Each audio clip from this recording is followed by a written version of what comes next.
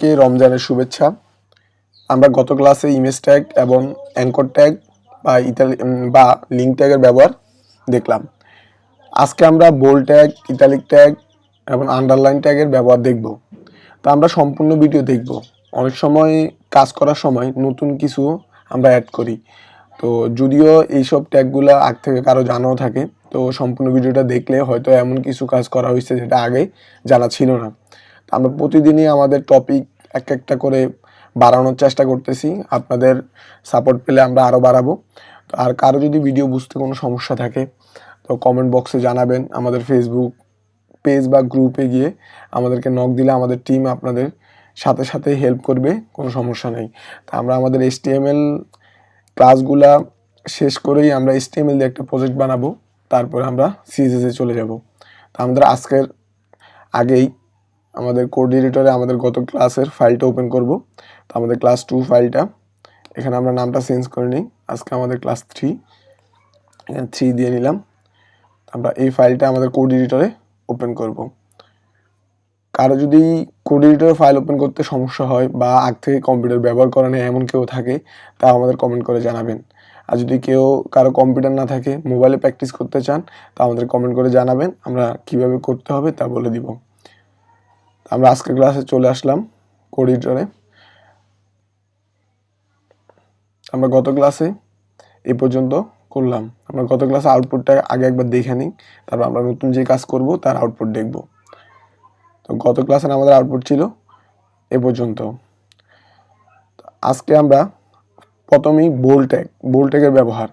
আমাদের যেহেতু একটা প্যারাগ্রাফ আছে, এই প্যারাগ্রাফের উপর আমরা আরেকটা প্যারা নিলাম। পি ট্যাগের মধ্যে আরেকটা প্যারা নিই।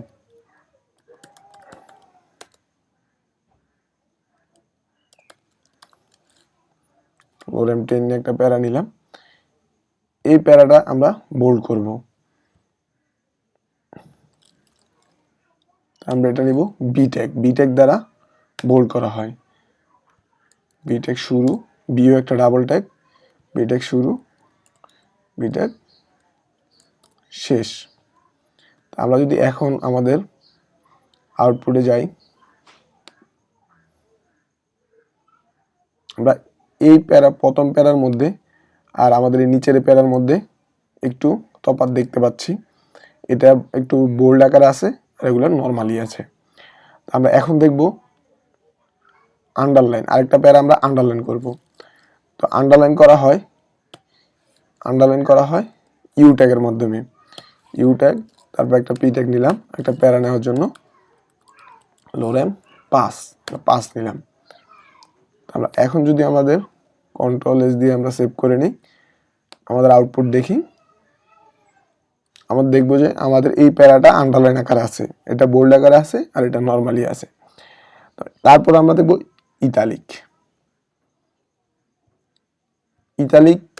ইতালিক করা হয়, যে কোনো প্যারা ইতালিক করা হয় আই ট্যাগের মাধ্যমে। আই ট্যাগ, তারপর আমরা একটা প্যারাগ্রাফ ট্যাগ নিলাম। তারপর এখানে আমরা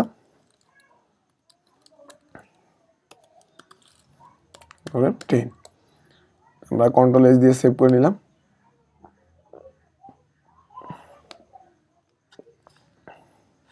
আমার এই লেখাটা আমাদের দ্বিতীয় মানে উপর থেকে হেডিং বাদে যে দ্বিতীয় প্যারাটা আছে এটা একটু বাঁকা টাইপের আছে, এটা হলো ইতালিক। তো ইতালিক লেখা হয় আই ট্যাগ দিয়ে। আমরা যদি চাই প্যারার মাঝখানেও আমরা এই জিনিসগুলো ব্যবহার করতে পারি। আমরা যদি বোল্ড করতে চাই, আমরা এই মাঝখানে টেক্সটের এখানে বোল্ড করব।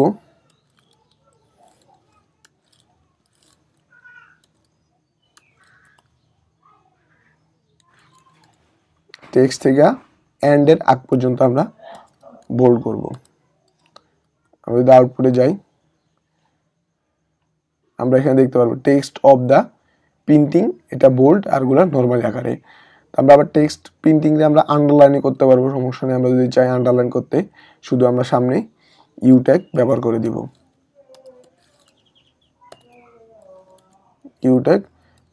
দিব।